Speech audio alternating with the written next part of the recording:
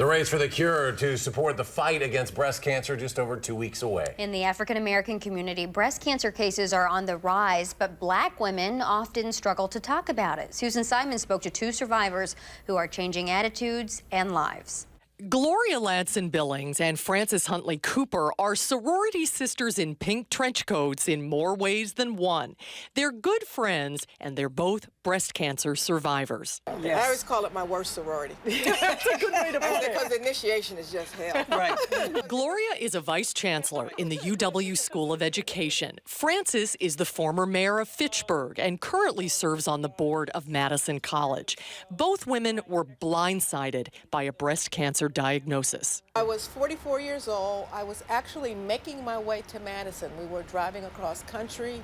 I took a shower, discovered a lump. And so my first piece of news entering a new city, new job, new healthcare system was that I had cancer. I was diagnosed in an older age, at age 60, so 3 years ago, right after I had retired. So that was real interesting. You know, luckily I was going in for regular mammograms, and that's how I was found it. Today, Gloria and Frances are healthy and cancer-free, thanks to treatments and awareness that have evolved over the years. I was 23 years ago. I didn't have another African American that I knew in this community to go to. So I was really feeling quite isolated, and I think it's at that point that I decided I'm never letting another black woman go through this. So I often talk to people, I don't even know the people, but someone has said, call Gloria. You know, this Susan G. Komen Race for the Cure, I was participating in that for years, just because I believe in supporting women's issues and women's health. Right. So little did I know I'd be out there walking for a cure for myself and other friends.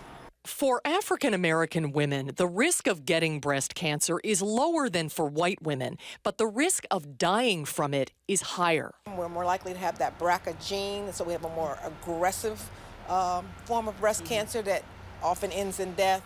And now there's a push to change mammogram screening guidelines from age 40 to 50 for women of average risk. Do you think that's counterproductive? It is in our community because some of our most aggressive cancers are at the early age. I would agree with that as well, and I just think, like most healthcare issues, we somehow shy away from wanting to go to the doctor and get a diagnosis, but we really need to do that. How has this experience changed you?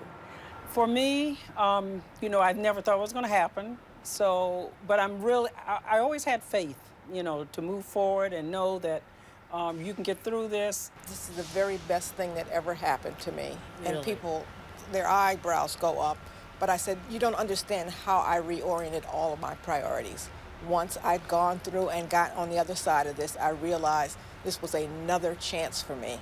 So Susan Siman, WISC News 3. I don't have time for frivolity. Wow, thank you, Susan, Gloria, and Frances. Of course, we would love to have you on our News 3 team for the upcoming Race for the Cure.